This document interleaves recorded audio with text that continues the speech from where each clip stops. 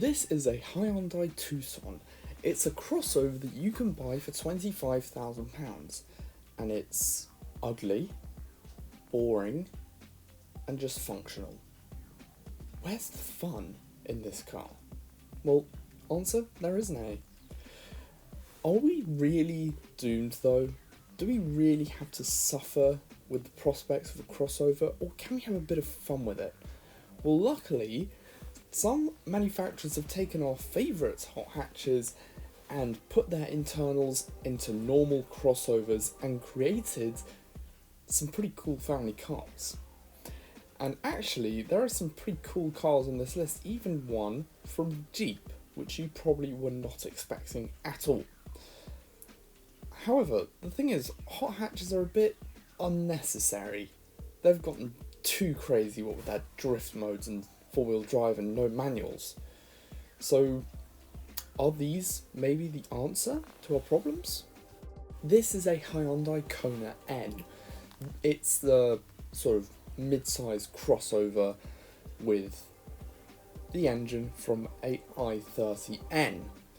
It also has a pretty nice rally body kit with twin exhausts and a speedy dual clutch transmission.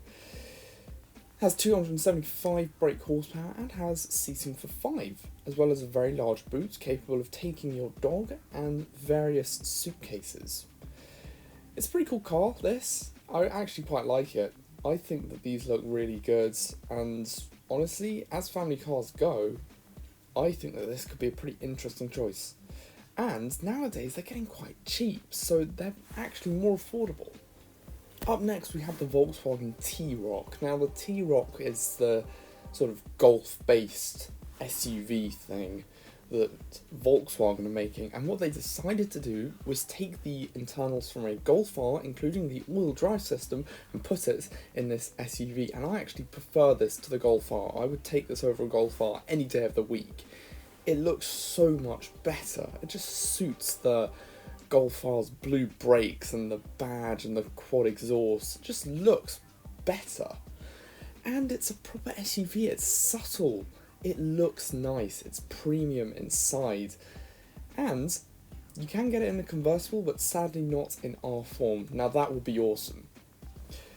And at sub 20 grand, this thing is a steal. Now, the first generation Audi RS Q3. I hate the second generation, I think it looks disgusting and vile. However, this first one is actually very restrained. It looks like a normal Q3. You just notice the badge on the back that says RS. This has the 5-cylinder turbocharged engine from the RS3, which sounds incredible. And the interior is very nice. You get lovely leather, loads of tech, and it's just comfy. And they're cheap now. These are way cheaper than the T-Roc. Right, the Ford Puma ST. So, Fiesta ST, brilliant hot hatch, one of the best.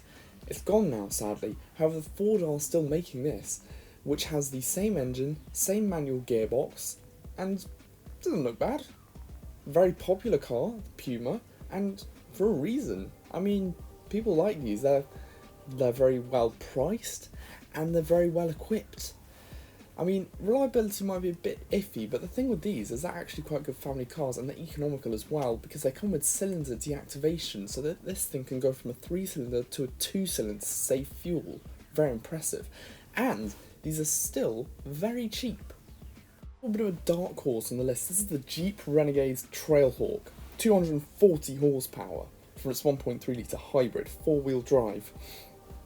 This is one of the newer cars on the list, and actually these are even cheaper than the Puma ST. More power, you get much better off-road capabilities thanks to upgraded suspension and tyres, and you even get better off-road driving modes. Now look, these things aren't for everyone, they're not that reliable, but at £14,000 I think that that's a deal and a half, I've got to say. They look pretty cool. And the Mercedes GLA was sort of behind on its competitors thanks to its smaller engines, So Mercedes decided to compensate for that by adding the engines from the A35 and the A45, so this is now much more powerful. However, it still has a bit of a problem. It doesn't look very nice. I mean, the interior's nice, it is a Mercedes. However, from factory you can get these with an AMG body kit, which does not look nice at all. That spoiler, it just looks something that you drive in Rocket League. It just doesn't look very good. I don't think people would take you very seriously in this car. And honestly, if you want one of these, just don't get the Aero kit. On a cheery note, we end with the Mini Countryman JCW, the post-facelift. This one has the 302 horsepower engine from the Mini Cooper JCW GP, the craziest and fastest Mini ever made. However, this one comes with all-wheel drive, capable of launching this big old family bus to 60 in 5 seconds onto a top speed of 155. Pretty impressive. And honestly, these aren't bad cars, and they're actually very reliable as well. So I think that this could be an interesting choice if you're looking for a more stylish crossover. And they're getting cheap too.